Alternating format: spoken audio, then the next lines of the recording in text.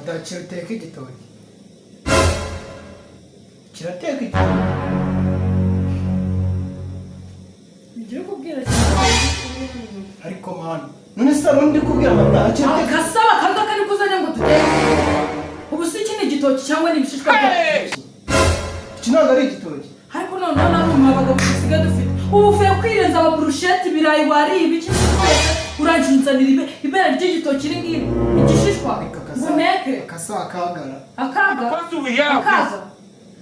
uri muranzana igitoki kimeze uko nese si igitoki nabora kari genda ukijyane iwanyu mu giteke mu kiriki uri kumva jyane iwanyu mu giteke njyewe ujya kumayira ukamahira ibera ry'igitoki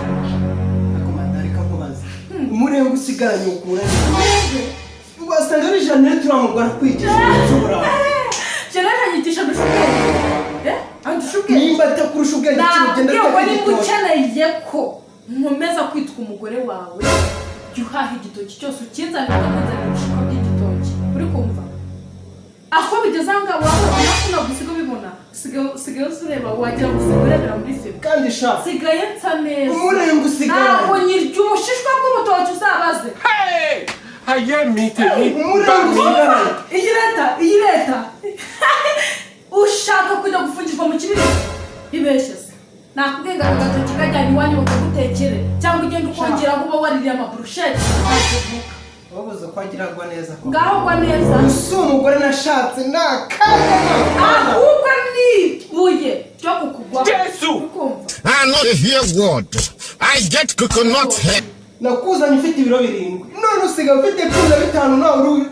uje kugukira umva hariho 2 byawe binini by'abandi umva nakuzanye nawe kureba amufuna meto ariko ndebera gasubiza basigaye abandi basigaye ngenda mu modoka kagendamo uri ntabwo wamubita kereka kundeba kurya ibeshye imbwa zikwatake Yesu imbwa zikwatake ako ubu nzica umuntu uzica umuntu ahubwo uzafungirwa mu kibiriti wagakwiye kugenda ngahagarara hinjiye mu ndi cyo gisubizo kizima ubinjiza mu mitungo yanjye iyi mpeta nambaye ugira ngo niyo ubusa cyagiye wajyaga kumanika akaboko wari wishimye ariko iyi mitungo ni iyanjye ntacyo waza umbwira ushaka gusohoza ibi bintu nari nabibonye nuko nanze kubyumvira nari nabyumvise nabibwiwe none yakire kari agatoki rero warunzaniye wenda ajya gushaka indaya zimwe zishwe n'inzara zimwe ziba zabuze ibyo zirya kari agatoki wenda zikwereka aho uturuka kari ko uyu munsi sawa arikoze kumayira mugabo mwiza sibyo ninjye nayobye nakuzanaga ubundi nari nasamye nararebaga nari nabaye impumyi byo byanyenze